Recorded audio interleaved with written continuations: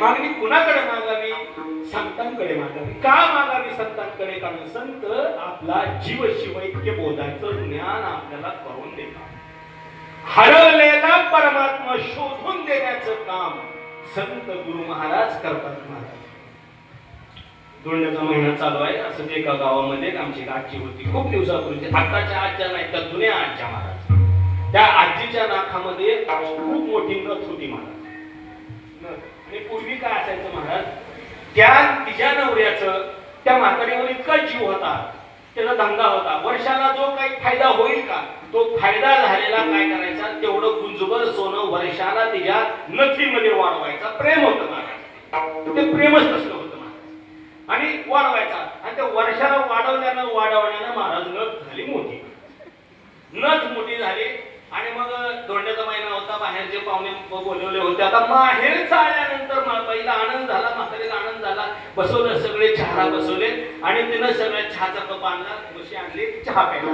चहा पिताना काय अडचण होती महाराज, नाकातली नथ त्या चहा पुरायची. मग ते फुर करताना नथ आडवी यायची. म्हणून त्या माऊलीनं काय केलं, नथ काढली आणि आपल्या मंगळसूत्राला अडकून ठेवली. महाराज नीट ऐका. जीवशिवैक्याची बोध, जीवशिवैक्याचा बोध आपल्याला संत कसे करून देतात आणि संतांच्या आपल्या जीवनामध्ये का आवश्यकता असते महाराज.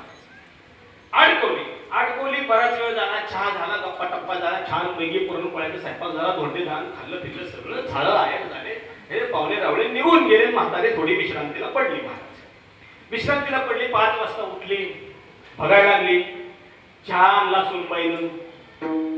टायमाला चहा आणायची सुनबाई महाराज. टायमाला त्या काळातल्या सुना वेळेवर सासूला चहा घेऊन यायच्या. आल्या बरोबर चहा आणला, चहा दिला.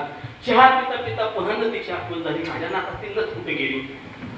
कालवा गोंधळ सगळा, इतका गोंधळ सुरू केला. माझी नथ हरवली आणि नथ केलेली नवऱ्यानं दरवर्षी गुंजवून वाढवलेलं अतिशय प्रेम त्या नथीवर.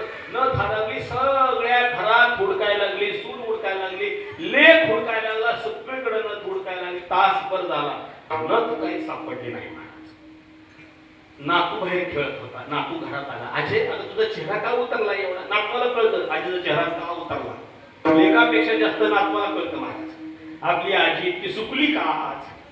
तर मग ते त्या काळात तसंच होतं. नातवाला कळलं, नातू आला, नातवाने विचारलं, आजी आता तुला सुकायला काय झालं? अरे बघ ना, माझी नथ हरवली. लेकरू एवढं महाराज कमरेला लागत होतं. त्यानं समोर बघितलं, मंगळसूत्राला अडकवली नथ दिसली.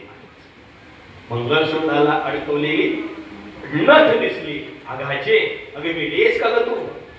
काय झालं रे? अगं नथ तुझ्या मंगळसूत्राला आहे. दाखवली, काढून दिली, नथ सापडली. हरवली नथ, दुःख होतं. नथ सापडली, सुख झालं. पण सापडून देणारा कोणीतरी लागतो महाराज. तसं जीव हा शिवाचा अंश आहे. तो जन्माला आलो आपण, पण शिवापासून आपण वेगळे झालो. शिवरूपाला आपण विसरलो. मग तो ते दाखवण्यासाठी कोणीतरी आवश्यक असतं. ते आपले गुरु महाराज असतात. म्हणून मागणी कुणाकडे करावी? संतांकडे करावी महाराज.